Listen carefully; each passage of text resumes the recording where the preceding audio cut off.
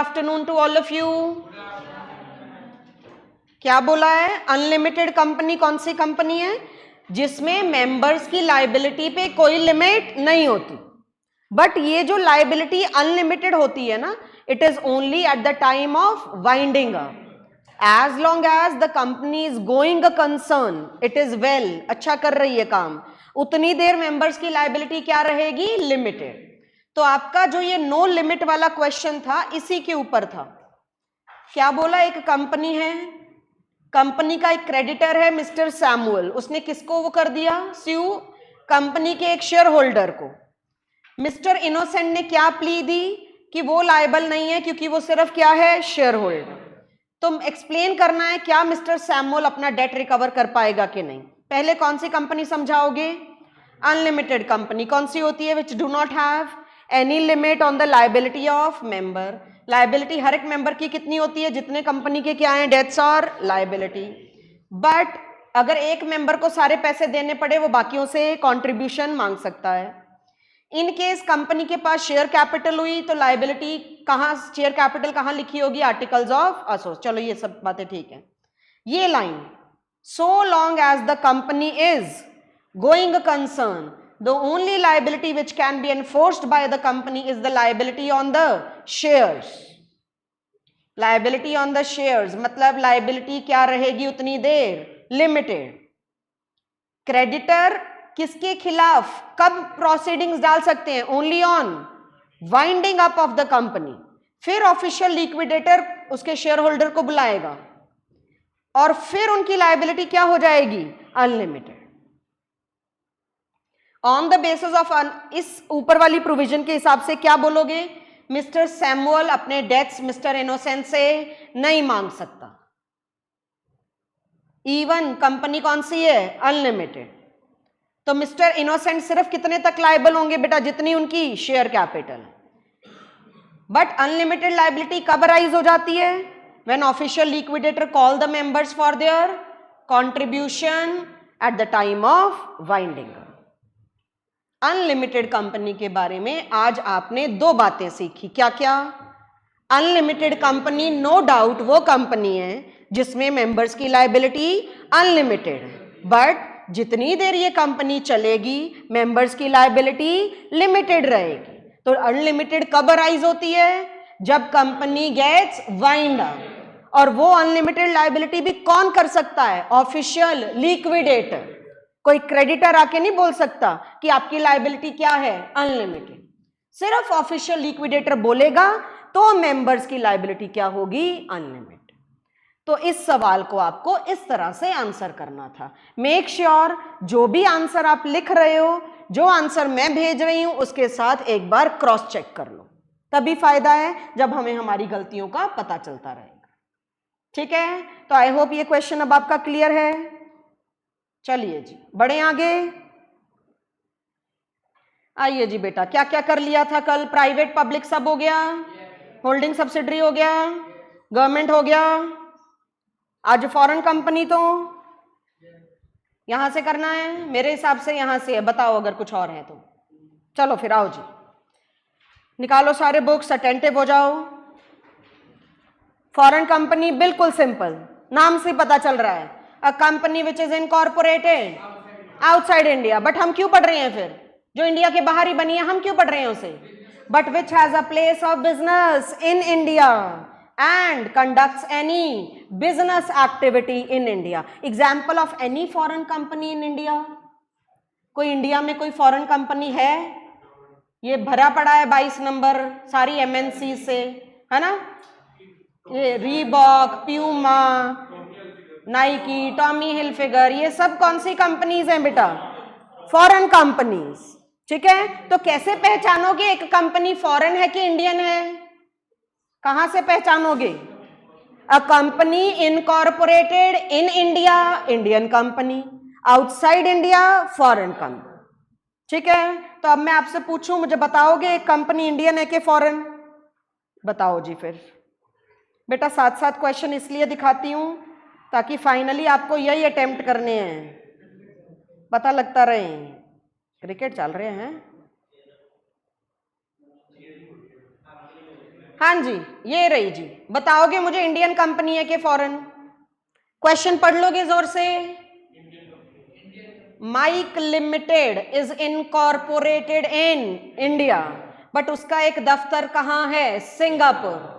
Explain करो meaning of foreign company और analyse करो whether Mike limited is a foreign company, क्योंकि उसका एक ऑफिस सिंगापुर में है as per the provisions of companies act. Yes, this is a foreign company. No, Singapore में office है, इनकॉर्पोरेटेड इन इंडिया।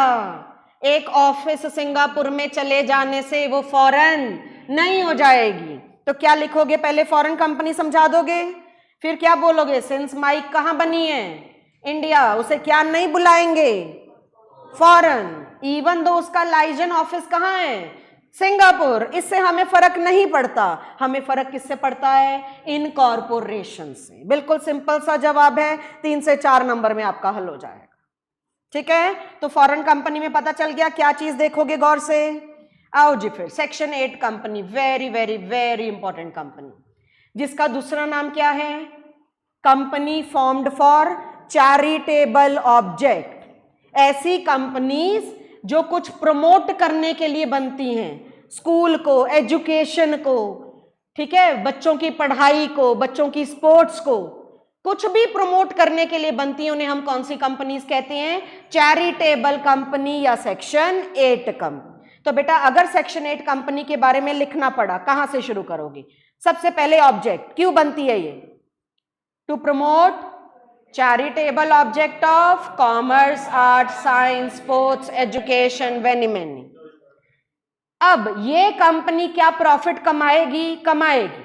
चैरिटी करती है बट क्या बिजनेस भी करती है? करती है। तो क्या कमाएगी? प्रॉफिट। बट ये अपने प्रॉफिट्स को यूज किस पर्पस के लिए करेगी? For promoting its object.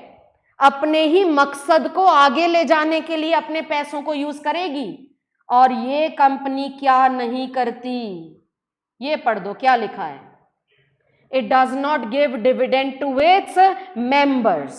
इस अकेली लाइन पे बहुत केस स्टडीज पूछी गई हैं कि भाई एक सेक्शन 8 कंपनी है, इस बार बहुत प्रॉफिट हुए हैं, तो शेयर होल्डर कह रहे हैं जी प्लीज थोड़ा सा डिविडेंड दे दो। कंपनी कहती है ठीक है दे देती हूं। बताओ कंपनी का यह फैसला सही है कि गलत है? As a company law experts क्या बोलोगे? गलत है। पहले क्या समझाओगे? सेक्शन 8 कंपनी अपने प्रॉफिट्स का यूज क्यों करती है? For promoting its object. और क्या नहीं देती है? अपने मेंबर्स को डिविडेंड नहीं दे। तो इस क्वेश्चन में जो डिविडेंड की बातें हो रही हैं वो बिल्कुल गलत हो रही हैं। कंपनी अपने मेंबर्स को डिविडेंड नहीं दे सकती। बोल पाओगे?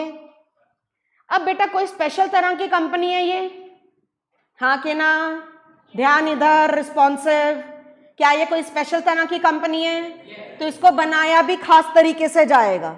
इसको बनाने के लिए सेंट्रल गवर्नमेंट से लाइसेंस लेना पड़ता है।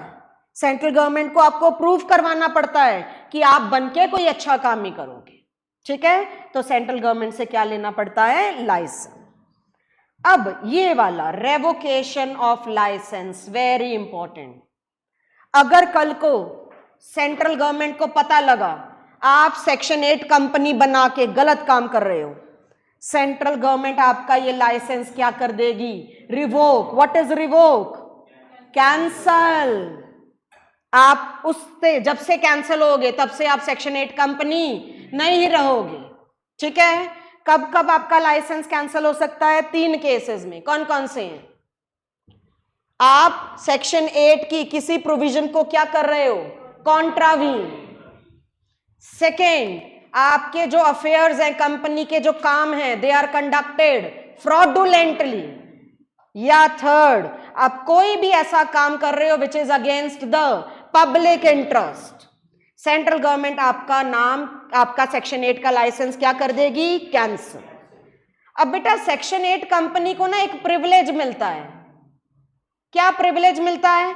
सेक्शन 8 कंपनी को अपने नाम के पीछे लिमिटेड या प्राइवेट लिमिटेड लगाने की जरूरत नहीं है। बट जब इसका लाइसेंस कैंसिल किया जाएगा, क्या इसको ये वर्ड लगाने पड़ेंगे? सेक्शन 8 का लाइसेंस खत्म करना मतलब उसको क्या बनानी पड़ेगी? अब या तो नॉर्मल पब्लिक कंपनी या normal private company? Normal private company बनी तो क्या लगाएगी नाम के पीछे? Private limited. नॉर्मल पब्लिक बनी तो क्या लगाएगी? लिमिटेड। तो लाइसेंस खत्म होने पे 3 काम हो सकते हैं। पहला, क्या ऐड करने पड़ेगा नाम के पीछे? लिमिटेड या लाइसेंस खत्म करने से पहले सेंट्रल गवर्नमेंट क्या देगी? एक अपॉर्चुनिटी ऑफ बीइंग हर्ड। इसका क्या मतलब? आपको एक सुनवाई का मौका दिया जाएगा, ठीक है।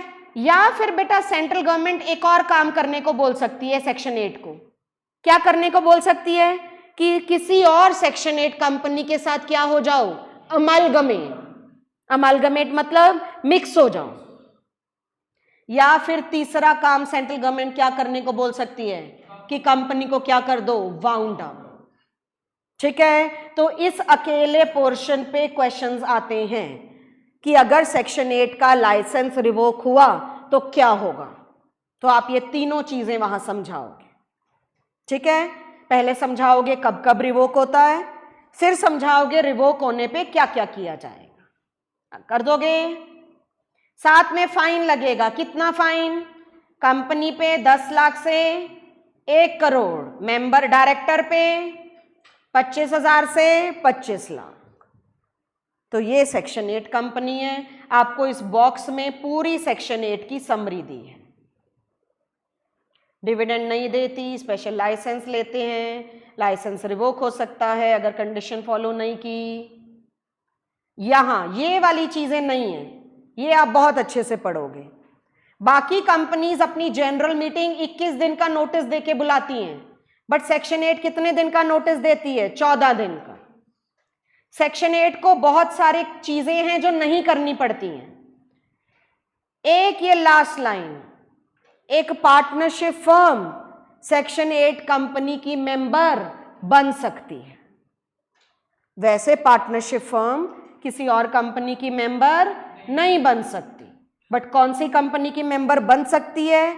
सेक्शन 8 कंपनी, ठीक है। इस मैं आपको ना पूरी पूरी वो लाइंस, वही चीजें बता रही हूं जिन पे क्वेश्चंस बहुत पूछे जाते हैं। ये देखो बेटा क्वेश्चन आए हुए हैं। यूनिटी फाउंडेशन, चलो मैं आपको भेजूंगी, ये वाला पढ़ के देखना। एक क्वेश्चन पढ़ाऊं, एसक्यूएम कंपनी है, शेयर कैपिटल कितने की है? 50 लाख। ये पढ़ के कुछ पता लग जाएगा आपको, क्वेश्चन में पता लग जाएगा कि सेक्शन 8 कंपनी है, ठीक है। क्यों बनी है? फॉर प्रमोशन ऑफ आर्ट बनी है, ठीक है। बहुत प्रॉफिट कमाए, ठीक है। तो मेंबर क्या कहते हैं? 75% मेंबर। 75 से क्या कहना चाहते हैं आपको? Majority of member. क्या कह रहे हैं? क्या दे दो?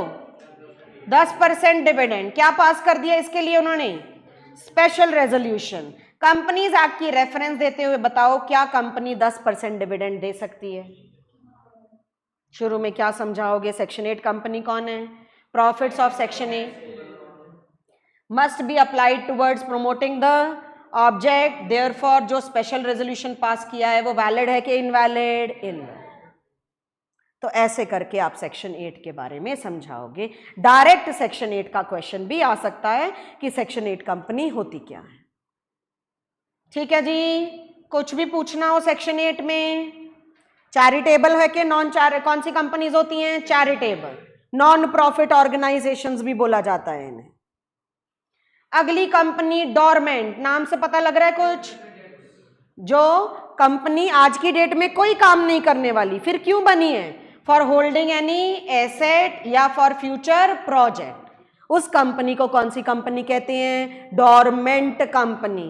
बेटा डोरमेंट कंपनी की एक सबसे बड़ी पहचान है, क्या नहीं करती डोरमेंट कंपनी? खाना पीना बंद करो, ध्यान इधर। It does not carry any significant accounting transaction. नाम पढ़ के पता चल रहा है ये क्या होता होगा? कोई भी ऐसा काम नहीं करती जिसमें बहुत पैसा इन्वॉल्व हो, ठीक है। क्योंकि कौन सी कंपनी है ये? Dormant company.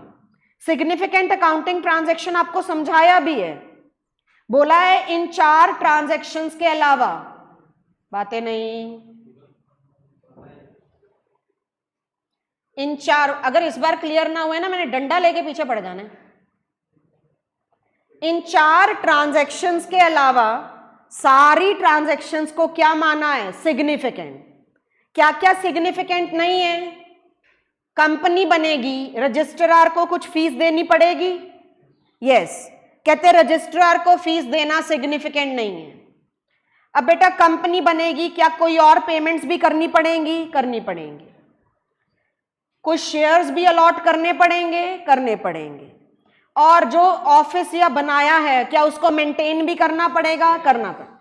ये चार काम करने क्या नहीं माने जाएंगे? सिग्निफिकेंट।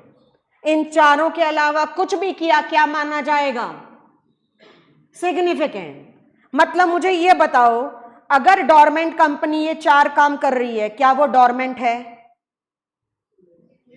क्या वो डोरमेंट है?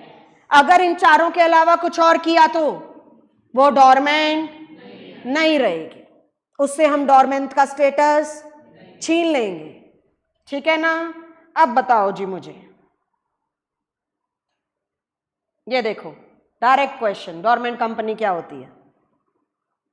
अब ये वाला क्वेश्चन पढ़ के समझा दो मुझे। कंपनी बनाई गई, क्यों बनी? To hold patent for a new product. Company क्या एक्सपेक्ट कर रही है? अपनी कमर्शियल ट्रांजैक्शन फॉर 2 years, मतलब अभी कोई उसका इरादा नहीं है काम करने का, तो कौन सी कंपनी मानी जाएगी? डोरमेंट मांगी जा सकती है। In the meanwhile for timely installation, company ने क्या प्लेस किया? Purchase order for plant and machinery with a down payment of 1 crore। Company बनी है, कंपनी ने क्या खरीदी है? 1 crore की plant and machinery. Companies act की प्रोविजन करते हुए बताओ, क्या कंपनी डोरमेंट कंपनी का स्टेटस एक्वायर कर सकती है? इनएक्टिव है, but every inactive is not dormant. Inactive भी वो कंपनी होती है बेटा जो 2 सालों तक कोई सिग्निफिकेंट अकाउंटिंग ट्रांजैक्शन नहीं करती। क्या इसने कर डाली? 1 crore की पेमेंट दी है किसको? क्या सिग्निफिकेंट अकाउंटिंग ट्रांजैक्शन है? बिल्कुल। XYZ has made a significant, it does not meet the criteria of dormant company, sense तो वो एक्वायर कर पाएगी डोरमेंट का स्टेटस के? नहीं कर पाएगी, ठीक है? तो डोरमेंट कंपनी वो है जो कोई सिग्निफिकेंट काम नहीं कर रही है, इसने कर दिया तो ये डोरमेंट कंपनी नहीं बन सकती। क्लियर? निधि कंपनीज एक बार रीडिंग दे देना बेटा। वो कंपनीज हैं जो क्यों बनाई जाती हैं? For cultivating the habit of thrift. Thrift मतलब कॉस्ट कटिंग, सेविंग, अपने मेंबर्स में सेविंग की हैबिट डालने के लिए ये कंपनीज बनाई जाती है। लास्ट तरह की company public financial institution. 3 companies को ऑलरेडी इसका स्टेटस मिल चुका है। किन किन को? LIC, LIC का नाम सबने सुना है, life insurance corporation of India. IDFC, what is IDFC? Infrastructure development finance company. UTI क्या है? Unit trust of India. In 3 companies को हम किसका स्टेटस दे चुके हैं? Public financial institution. Public company नहीं, पब्लिक फाइनेंशियल इंस्टीट्यूशन। अगर किसी और को इसका स्टेटस चाहिए PFI का, तो इनमें से एक रिक्वायरमेंट पूरी होनी चाहिए। क्या? या तो वो कंपनी किसके अंडर बनी होनी चाहिए? सेंटर या स्टेट एक्ट के अंडर, या फिर उस कंपनी की 51% पेड अप कैपिटल किसके कंट्रोल में होनी चाहिए? सेंट्रल गवर्नमेंट या स्टेट का। अगर किसी को किसका स्टेटस चाहिए? PFI का। What is PFI? Public financial institution. तो जो हम टॉपिक सोचते हैं ना कि इस पे तो सवाल आ ही नहीं सकता, उसी पे सवाल आते हैं। तो ऐसा कोई टॉपिक नहीं सोच के चलना कि इस पे तो सवाल आ ही नहीं सकता। देखो 5 नंबर का सजेस्टेड जनवरी 25 में सवाल आया है। क्या सवाल आया बेटा? एक कंपनी के आपको शेयर होल्डिंग बता दी। एक कंपनी में कौन कौन शेयर होल्डर है? 26% किसके पास है? Central government. महाराष्ट्र 18%, तमिलनाडु और पब्लिक कितना होल्ड कर रही है? 32%, बाकी जनरल पब्लिक। आपसे पूछा whether the company can be considered as PFI, क्या इस कंपनी को पब्लिक फाइनेंशियल इंस्टीट्यूशन माना जा सकता है? मुझे ये बताओ बेटा, अभी पढ़ा, कौन सी दोनों में से एक कंडीशन पूरी होनी चाहिए ना पीएफआई का स्टेटस लेने के लिए? क्या? या तो आप किसके अंडर बने हो, सेंटर या स्टेट एक्ट, या फिर आपकी 51% पेड अप कैपिटल किसके पास हो, सेंट्रल गवर्नमेंट या स्टेट गवर्नमेंट। अब इस पे आओ, क्या इसकी 51% सेंटर या स्टेट के पास है? 26 + 18 + 24 करना 68, मोर देन 51 है, सरकार होल्ड कर रही है मोर देन 51। क्या इसको पीएफआई का दर्जा स्टेटस दिया जा सकता है? दिया जा सकता है। ठीक है, कैसे समझाओगे? पता चला। फिर बोला वो सब इंस्टीट्यूशन भी बता दो जो ऑलरेडी पीएफआई हैं, बता दोगे कौन कौन ऑलरेडी पीएफआई हैं? यूनिट ट्रस्ट ऑफ, दो और थे, institution notified by central government या कोई और institution notified by central government in consultation with RBI. ये पूरी पांचों की लिस्ट बता दोगे। 5 से लेके 7 नंबर में ऐसे सवाल पूछे जाते हैं। ठीक है ना? तो बेटा है क्या, सिर्फ कॉन्सेप्ट क्लैरिटी करनी है आपने कि भाई क्या चीज है जो क्या कहना चाहती है। पीएफआई समझ आ गया सबको? यहां पे हमारी कंपनीज की डेफिनेशन खत्म होती है। Government company, dormant company, PFI, public company, private company, section 8 company, ये सब के क्राइटेरिया आपको अच्छे से पता होने चाहिए। चलें आगे, पक्का? कंपनी कैसे बनती है? पहले तो प्रमोटर्स, ये डेफिनेशन आप अच्छे से लर्न करोगे। वो लोग जो कंपनी को बनाते हैं they are called promoter. But promoter को डिफाइन करने का तरीका बड़ा अलग है कंपनी एक्ट में। क्या बोला है? इनमें से कोई भी एक पर्सन प्रमोटर हो सकता है। कौन कौन? पहला, जिनका नाम या तो प्रोस्पेक्टस में लिखा है या एनुअल रिटर्न और है सब में। Second, who have control over the affairs of the company either directly और इनडायरेक्टली। थर्ड क्या बोला? In accordance with whose advice board of directors are accustomed to act. जिनके हिसाब से कौन काम करते हैं? Board of director. इन तीनों में से किसी भी लोगों को क्या बोला जा सकता है? प्रमोटर। क्या बोलोगे बेटा? Who can be called as promoter? पहले, whose name is mentioned in prospectus or annual return. Second, who are involved in who control the affairs of the company directly or indirectly in the form of director or shareholder. Third, in accordance with whose advice board of directors are accustomed to act. Accustomed मतलब आदत हो जाना। जब board of director को आदत हो गई है इनके हिसाब से काम करने की, तो इनमें से तीनों में से किसी भी पर्सन को क्या मानेंगे? प्रमोटर। आसान भाषा में बोले तो प्रमोटर कौन होते हैं? जिन्हें कंपनी बनाने का आइडिया आता है और जो कंपनी बनाने के लिए क्या करते हैं? सारी प्रीलिमिनरी ड्यूटीज। एक ये नोट अच्छे से पढ़ेंगे बेटा। नोट क्या कह रहा है? कहते कंपनी बनाते वक्त तो बहुत सारे चार्टर्ड अकाउंटेंट, बहुत सारे लॉयर्स, बहुत सारे बैंकर्स भी एडवाइस करते हैं ना। आपने कंपनी बनानी है, किसके पास जाओगे? सीए के पास, सीएस के पास। अकाउंट खुलवाना है, बैंकर के पास जाओगे ना। वो भी आपको क्या देंगे? सलाह देंगे। बट ये सलाह देने से वो हमारे क्या नहीं बन जाएंगे? प्रमोटर। जब भी कोई सलाह प्रोफेशनल कैपेसिटी में देता है, he is not regarded as our promoter. ठीक है, समझ गए? तो क्वेश्चन में ध्यान से पढ़ना, सलाह पर्सनल कैपेसिटी में दी जा रही है या प्रोफेशनल कैपेसिटी में। प्रोफेशनल कैपेसिटी में हुई तो सलाह मैटर नहीं करेगी और उसे हम प्रमोटर नहीं माने। अब ये बिल्कुल बेसिक सा पार्ट है। पब्लिक कंपनी 7 लोग, प्राइवेट कंपनी 2 लोग, ओपीसी 1 पर्सन।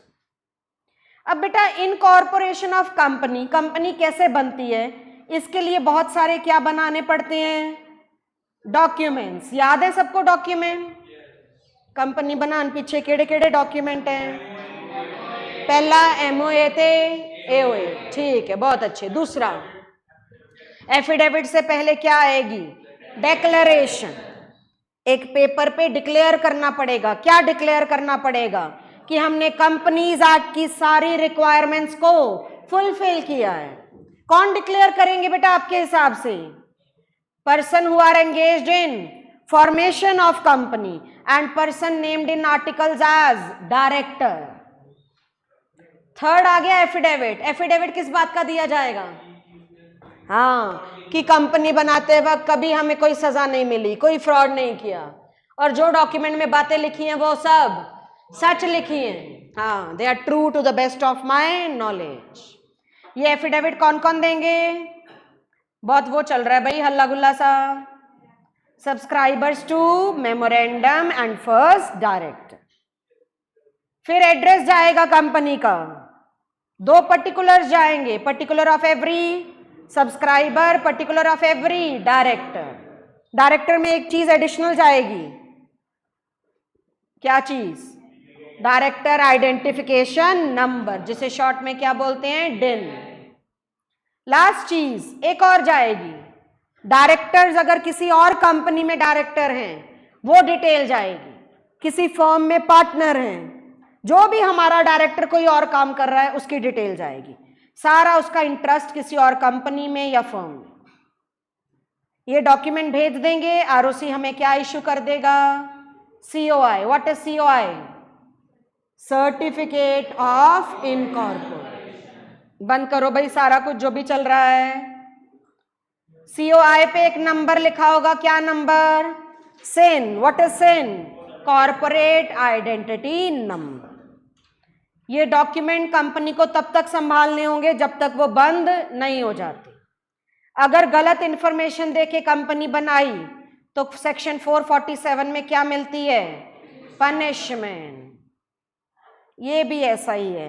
ये वाला 7th पॉइंट यहां ध्यान से पढ़ लेना, ऑर्डर ऑफ ट्राइब्यूनल। अगर कल को पता चला आपने कंपनी बनाते वक्त गलत इंफॉर्मेशन दी थी, तो जो आपके शेयर होल्डर हैं, आपके क्रेडिटर हैं, किसके पास जा सकते हैं? ट्राइब्यूनल। ट्राइब्यूनल एक तरह का ना कंपनीज का कोर्ट है, जिसे हम लॉन्ग, इसे डिटेल में क्या कहते हैं, NCLT। What is NCLT? National company law tribunal. जैसे कंज्यूमर कोर्ट अलग से है ना, कंपनी का कोर्ट अलग से, और उसका नाम क्या है, ट्राइब्यूनल। ट्राइब्यूनल ये 5 ऑर्डर पास कर सकता है। क्या ऑर्डर पास कर सकता है? कि कंपनी को बोल सकता है कि अपने क्या बदलो, memorandum and article. Second, liability members की क्या कर सकता है, अनलिमिटेड। थर्ड, क्या कह सकता है, कंपनी का नाम रजिस्टर में से हटा दिया जाए, कैंसिल करो। फोर्थ, बोल सकता है कंपनी को क्या कर दो, वाइंड अप। या last, pass such orders as it thinks fit. जो भी ऑर्डर पास करेगा पहले कंपनी को क्या मिलेगा, reasonable opportunity of being heard. ठीक है, ये कंपनी बनाने का आसान प्रोसीजर आ गया है, जिसे हम कहते हैं स्पाइस। अब एक फॉर्म भर के कंपनी बनाई जा सकती है। ये फास्ट ट्रैक प्रोसीजर है कंपनी बनाने का। What is spice? Simplified pro forma for incorporating company electronical. यहां हमारा कंपनी बनाने का प्रोसीजर है। ठीक है जी। अब जो टॉपिक बड़े अच्छे से पूछा जाता है, what is the effect of registration? Registration of what? Registration of company. Company बनाने का क्या इफेक्ट होता है? पहला, a separate legal body comes into existence, जिसको हम स्यू कर सकते हैं, जिसकी अपनी परपेचुअल सक्सेशन होता है, जिसकी अपनी कॉमन सील होती है, जो अपने नाम से प्रॉपर्टी ओन कर सकती है। पहले पॉइंट में यही सब बताओगे। ठीक है। सेकंड में क्या बताओगे? कंपनी अपने बनाने वालों से क्या होती है? सेपरेट। वही सेपरेट लीगल एंटिटी, जितना समझा सकते हो समझाओगे पॉइंट्स में। थर्ड, कहते कंपनी बनने के बाद और भी मेंबर आएंगे, बट कंपनी की फिर भी क्या रहेगी? Separate existence. जो आएंगे वो उस कंपनी की पहचान नहीं खत्म होगी। फोर्थ में क्या बोला? कहते हो सकता है कंपनी को कल को कोई ओन कर ले। ओन कर ले मतलब, हाँ खरीद ले, मतलब क्या बन जाए उसकी? होल्डिंग। होल्डिंग। और वो क्या बन जाए? सब्सिडरी। क्या सब्सिडरी बनने से वो अपनी पहचान खो देगी? No. Holding and subsidiary are regarded as separate companies. और लास्ट क्या बोल दिया? कहते कल को हो सकता है मेरे शेयर, मेरी कंपनी के शेयर गवर्नमेंट खरीद ले। कौन सी गवर्नमेंट? सेंट्रल और स्टेट गवर्नमेंट। क्या इसका मतलब ये है कि मैं अपनी पहचान खो दूंगी? नहीं, फिर भी मेरी पहचान अलग रहेगी और सेंट्रल गवर्नमेंट की पहचान अलग रहे। तो क्या क्या कहना चाहते हैं पांचों पॉइंट में? कि कंपनी के पास क्या होती है? Separate legal existence. बट ये सेपरेट लीगल एग्जिस्टेंस कब आती है? On registration of company. ठीक है। कंपनी के एमओए और एओए बनाने का क्या फायदा है? बेटा ये दो लाइंस अच्छे से करोगे इसमें। जब कंपनी के एमओए और एओए बन जाते हैं उसका क्या इफेक्ट है? एमओए और एओए को एक तरह क्या माना जाता है? कॉन्ट्रैक्ट। कॉन्ट्रैक्ट बिटवीन हुम? Between company and members. बेटा एमओए पे भी मेंबर साइन करते हैं, एओए पे भी साइन करते हैं। तो साइन करने का मतलब क्या है? किसी कागज पे आपने साइन किए हैं, उसका क्या मतलब है? कि जो उसमें लिखा है क्या आप उसे फुलफिल करोगे? करोगे ना। आप मुझे कुछ लिख के दे रहे हो कि मैम आज से हम पढ़ाई करेंगे, आज से हम फालतू की बातें नहीं करेंगे, आज से हम इधर उधर घूमना बंद करेंगे। ठीक है ना। नीचे साइन कर रहे हो, क्या मतलब है उस साइन करने का? मैंने एफिडेविट पे आपसे साइन ले लिए, क्या मतलब है साइन करने का? कि आज से आप वो बातें क्या करोगे? पूरी करोगे। मुझे ले लेने चाहिए, वैसे एफिडेविट लेके आऊंगी कल मैं। एक एक एफिडेविट पे ना सबके साइन ले लेने चाहिए। तो memorandum and article when registered किसको बाइंड करेंगे? कंपनी को भी और उसके मेंबर्स को भी। कैसे बाइंड करेंगे? As if they have been signed by each and every member. Company और उसके मेंबर को अब उसमें जो भी लिखा है उन सारी बातों को फॉलो करना पड़ेगा। ये कई बार सेपरेट बिल्कुल अलग से क्वेश्चन आ जाता है, what is the effect of memorandum and articles. ठीक है। कंपनी बनाने का क्या इफेक्ट हुआ इसमें है। मेमोरेंडम और आर्टिकल्स को रजिस्टर करवाने का क्या इफेक्ट हुआ इसमें से पढ़ोगे। ये दो पॉइंट सफिशिएंट हैं, अगर ये छोड़ भी देते हो तो भी चलेगा। क्लियर? समझ आ रही है मेरी बातें? ठीक है। अब ये बिल्कुल सिंपल पार्ट बेटा, क्लासिफिकेशन ऑफ कैपिटल कर लोगे ना। 5 तरह की कैपिटल होती है। कोई ये तो नहीं सोच रहा कि ये क्वेश्चन नहीं आता। ये देखो जी बेटा, अपनी सोच वो मत रखना नैरो सी कि ये क्वेश्चन नहीं आएगा, बड़ी वाइड सोच लेना। देख रहे हो कब पूछा गया है? एमटीपी मई 25 में। कितने नंबर का? क्या पूछा है सवाल? Classify the capital, different type of capital बताओ और उनकी डेफिनेशन बताओ। कौन सी बताओगे? पहली कैपिटल कौन सी होती है? Nominal, authorised, registered. Second, third, subscribed, fourth and the fifth paid up. सबकी डेफिनेशन आती है? कर दोगे पक्का? एग्जाम्पल देने जरूरी नहीं है, बस आप वही डिफाइन कर आई हो। अब ये तो हुआ अगर आपसे पूछ लिया कैपिटल कितने तरह की है। अगर बेटा आपसे पूछ लिया शेयर कैपिटल कितने तरह की है, फिर क्या बताओगे? शेयर कैपिटल 2 तरह की है, इक्विटी एंड प्रेफरेंस। तब पढ़ लियो सवाल च क्वेश्चन च कैपिटल पूछे के शेयर कैपिटल पूछे। इक्विटी और प्रेफरेंस डिफाइन कर दोगे? इक्विटी कौन सी कैपिटल होती है? Which carry voting right, preference. Voting right तो नहीं होते, बट इन्हें क्या मिलती हैं? दो प्रेफरेंस मिलती हैं। अगर कंपनी डिविडेंड देगी पहले किसको देगी? प्रेफरेंस को। अगर कंपनी कैपिटल वापस करेगी वाइंडिंग अप पे तो पहले किसकी करेगी? प्रेफरेंस। तो ये दो तरह की शेयर कैपिटल है, इक्विटी एंड प्रेफरेंस। एक ना इक्विटी में ये भी पढ़ लेना, कई बार इक्विटी शेयर वो वाले भी होते हैं which carry differential voting rights. Voting rights different होते हैं, मतलब 5 शेयर पे 1 वोट दे दिया। वैसे इक्विटी शेयर कौन से होते हैं? 1 शेयर 1 वोट। बट कई बार कंपनीज डीवीआर, इन्हें डीवीआर बोला जाता है, ये भी इशू करती है, equity shares with differential voting right. तो ये वाला पैरा एक बार अच्छे से एग्जाम्पल रीड करना। ठीक है जी, यहां तक सबको क्लियर है? कुछ भी पूछना हो यहां तक जितना हुआ है? अब आओ जी कंपनी के सबसे इंपॉर्टेंट डॉक्यूमेंट पे, that is called right a short note on memorandum of association. ऐसे करके सवाल आता है। ठीक है, क्या होता है बेटा मेमोरेंडम ऑफ एसोसिएशन? आया है कितने नंबर में? 7 नंबर में। ये वाला ऐसे करके आया है कि सीधा? पहले डिफाइन करना था, फिर एओए से डिफरेंशिएट करना था। तो डिफाइन कैसे करते हो? एमओए कंपनी का क्या होता है? चार्टर। What is charter?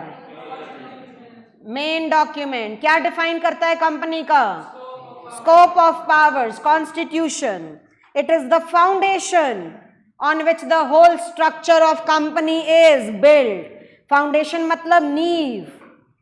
जैसे घर रखने से पहले नींव रखी जाती है ना, तो कंपनी बनाने से पहले उसकी नींव क्या है? Memorandum of association. कंपनी क्या कर सकती है, क्या नहीं कर सकती, किस में लिखा होगा? एमओए में लिखा होगा। ठीक है जी, ये देखो, ये बहुत अच्छे से करोगे। एमओए को रजिस्टर करवाने के 2 पर्पस होते हैं। आप सबको पता है एमओए पब्लिक डॉक्यूमेंट होता है। कौन सा सेक्शन कहता है ये?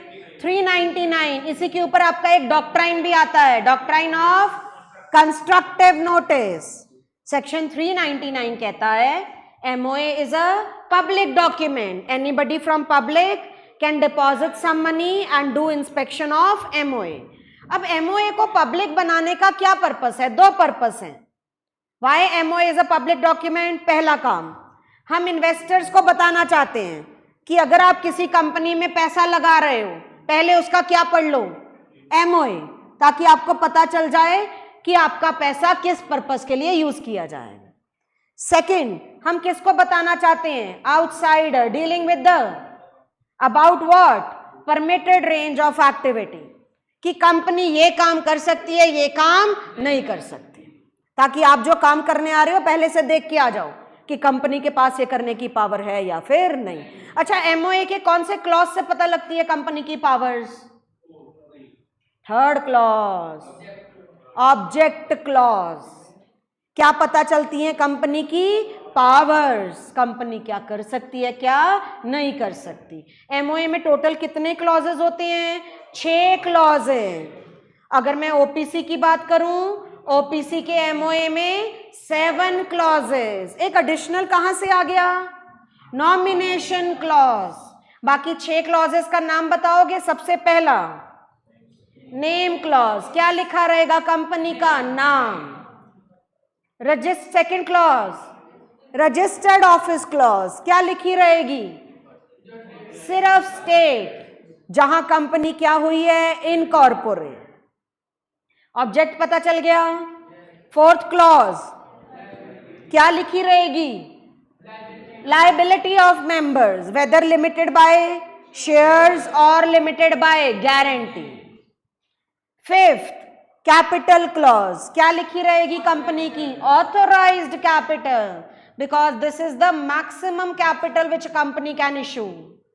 और लास्ट कौन सा क्लॉज होता है? एसोसिएशन, जहां सारे मेंबर्स क्या करते हैं, साइन करते हैं और कम से कम एक शेयर खरीदते हैं, तभी वो क्या बनते हैं, मेंबर बनते हैं, शेयर होल्डर बनते हैं। ठीक है। एमओए कैसा होना चाहिए बेटा, printed, divided into paragraphs and numbered consecutively, मतलब 1 2 3 लगातार नंबरिंग होनी चाहिए। माइनर, क्या एमओए साइन कर सकता है? एमओए साइन करना मतलब कॉन्ट्रैक्ट साइन करना। माइनर कॉन्ट्रैक्ट कर सकता है? कर ही नहीं सकता। तो माइनर क्या नहीं बन सकता है, मेंबर या एमओए साइन नहीं कर सकता। ये क्लॉजेज कंपल्सरी क्लॉजेज हैं जो सारे लिखने पड़ते हैं। ठीक है, एमओए पता चल गया। अब ये बेटा एमओए के ना कुछ फॉर्मेट्स भी दिए हैं कंपनी लॉ में, 5 टेबल हैं जहां पे जाके आप एमओए कैसा होता है चेक कर सकते हो।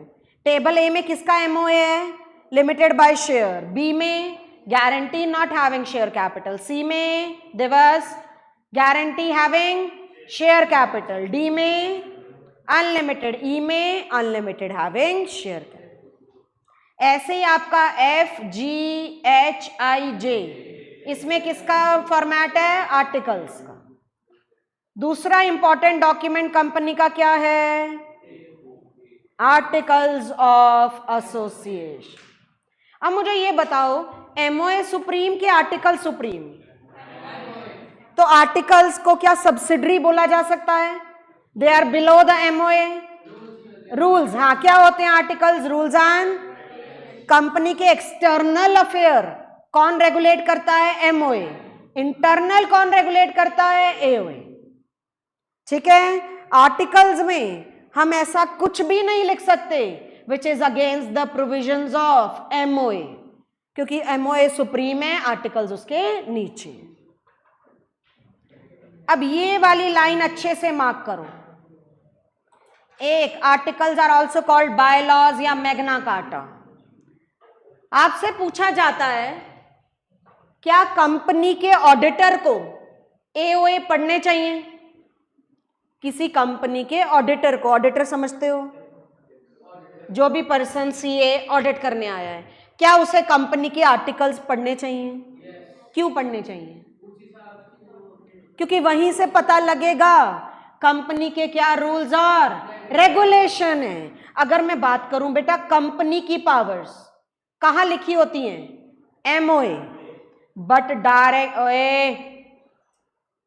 डायरेक्टर्स की पावर्स कहां लिखी होती हैं, एओए।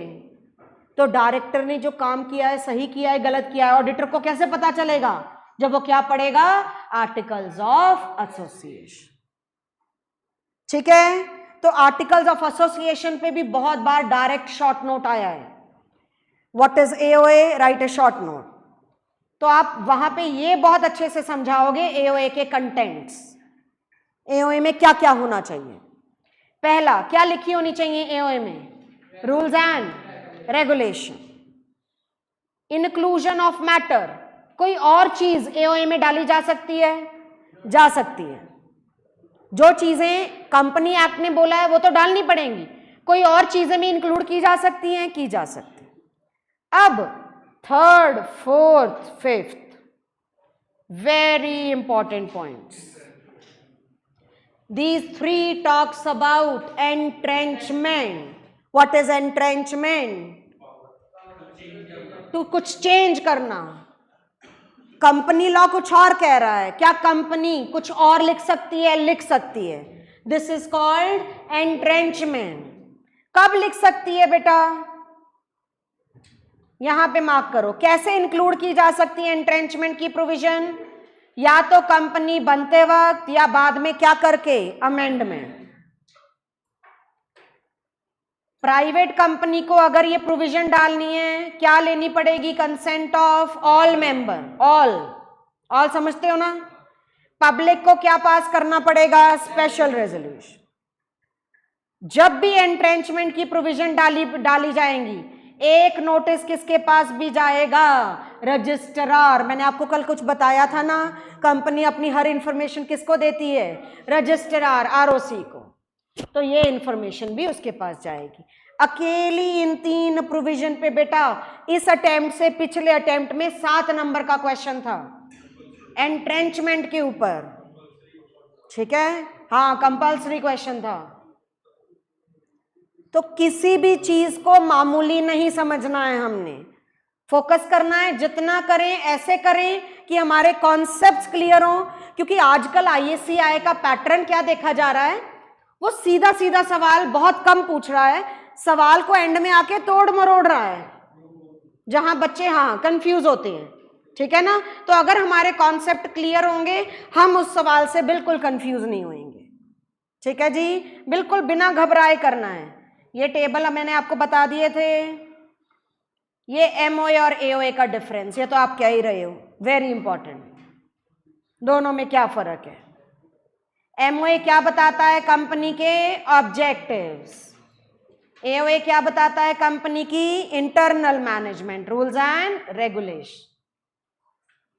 स्कोप, एमओए से क्या पता लगते हैं, उसके ऑब्जेक्ट, एओए से ways, it govern the ways, मतलब क्या बताता है वो, रूल्स। रिलेशनशिप, कौन रिलेशनशिप बताओ, एमओए किसका रिलेशनशिप बताता है, company and outsider, AOA company and member. Power पता है इसमें दिए हैं, ये सबऑर्डिनेट होता है, किसके बाहर नहीं जा सकते हम, किसके बाहर नहीं जा सकते, MOA, doctrine of ultra vires भी है, उसके बाहर गए तो एक्ट विल बी वॉइड। किसके बाहर जा सकते हैं, एओए, एओए से बाहर गए तो उसको ठीक किया जा सकता है। रजिस्ट्रेशन, ये इसके टेबल हैं, ये इसके टेबल हैं। ऑल्टरेशन, किसको तोड़ना मरोड़ना आसान है, आर्टिकल। एमओए को मैंने आपको बताया था ना जब ओपीसी का नॉमिनेशन क्लॉज किया है, एमओए को चेंज करना किसके पास जाना पड़ता है, रीजनल डायरेक्टर या कभी कभी ट्राइब्यूनल, ठीक है जी। तो आज हमारा मेजॉरिटी ऑफ कंपनी एक्ट हो गया है। कल बेटा हम 3 डॉक्ट्राइन्स कवर करेंगे, ठीक है। कंपनी लॉ कल तक आपका सारा पूरा होना चाहिए।